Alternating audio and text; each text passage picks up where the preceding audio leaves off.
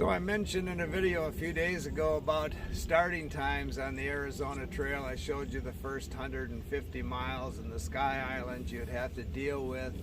And as an example of, and this can happen really January, February, or March, but this year's been exceptionally cold, and maybe it's not a good idea. I'm starting in February to do the first 100 or the first 400 miles, and then I'm going to wait until April to do the last 400. But it snowed in Tucson last night. It snowed here in Phoenix last night, and at elevation it snowed a whole lot more. So you see a dusting on Four Peaks here. That's about 350 mile in on the Arizona Trail.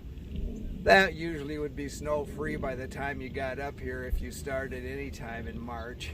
But the three I showed you last week on the video, Miller Peak right away, Manning Park, and the Catalinas, all got a ton of snow last night, I'm sure.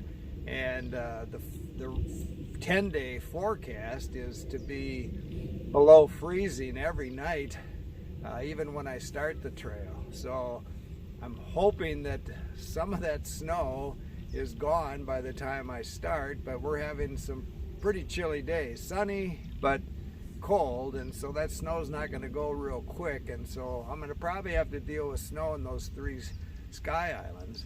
And even if you start in March, depending on weather conditions, it's so varied out here, you could have to deal with some snow, so kind of plan on that. I mean, the good thing, it's not like Michigan where it's below freezing at night and stays below freezing all day. It's sunny.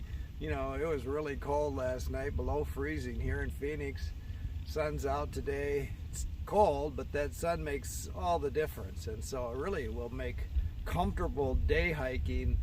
Just plan on cold nights. And you know, a friend of mine, I didn't even know he was out here, but I saw him on YouTube. He's doing First Water, which is right over here at Trailhead. Yeah, he's gonna cut across the Superstitions, get on the Arizona Trail, and he's going to Catalina this week, and I'm sure he's really not comfortable. I know he gave up cowboy camping and he picked up a tent in Superior, but it can be cold out here in Arizona. So if you're not used to Arizona, you're thinking desert and sun and heat, cold is something you're gonna have to deal with too. So think about it. Look at these mountaintops. Bring some warm clothes. At least know your layer system. Keep smiling.